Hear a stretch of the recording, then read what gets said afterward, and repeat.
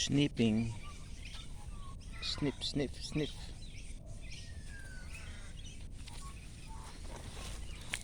Let's go. Let's go, let's go, let's go, let's go, let's go, let's go. Yan. This is another park. Park lang sa baba ng bahay ko.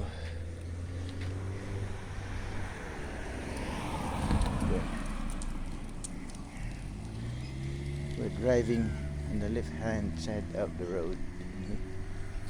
Sini Chico? Yan, Chicago. Chicago ano yan eh. Australian Staffordshire dog. Baby dog.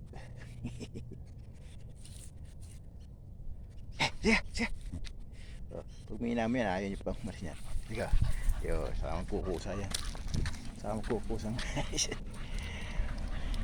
Ano Chicago na ito. Chicago na Chicago yan eh. Pag sabing sit dyan, sit, wait dyan. Pag piduting sa mga cross na ganito. Ano? This way.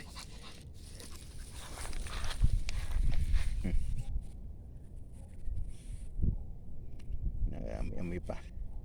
Iihiyan yan. Tapos Hasga! Sit, wait.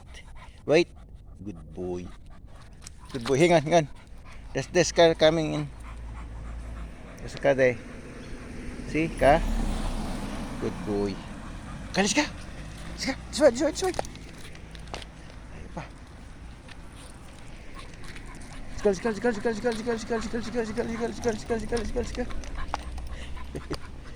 Yan. Let's go. Yan ang mga street. May mga pangalan. Sa Philippines nakatago ang pangalan. Yun ang park namin dito. Ito mo. This is where our taxes go. Dito nakapunta yung mga tax namin. 15% ka ba naman? Sini Chico. Yan, provided mga telephone ito hanggang sa para sa kanya lang yan. Ito yung sewer, yung mga dumi ng toilet dito nakapunta yan. Yung pa isa nasa gitna, yung dumi ng toilet ko dito rin sila pumupunta pa. Diretso sa council, PC council, ano yun, gobyerno. Napakaganda kung magagawa lahat sa Pilipinas. Kita mo malinis-linis dito. Ito ang basurahan doon ng empty. Nagmamarker. Inihiyan lang ni Chico. Okay. So, kay. Yun. Yan ang trademark ng aso eh. Ganyan ang trademark niyan. Iihian, tapos kakaykayin, tapos lulupagi. Sa Batangas, tawag namin lulupagi. Marker nila yon, territory nila yon. Yung Managuta eh. We never been to this area. Bibi ulit. Yan, kita nyo. Ito yung tatawag na catchment. Yung water na bahaan doon, kita nyo. May mga tanim na ganyan.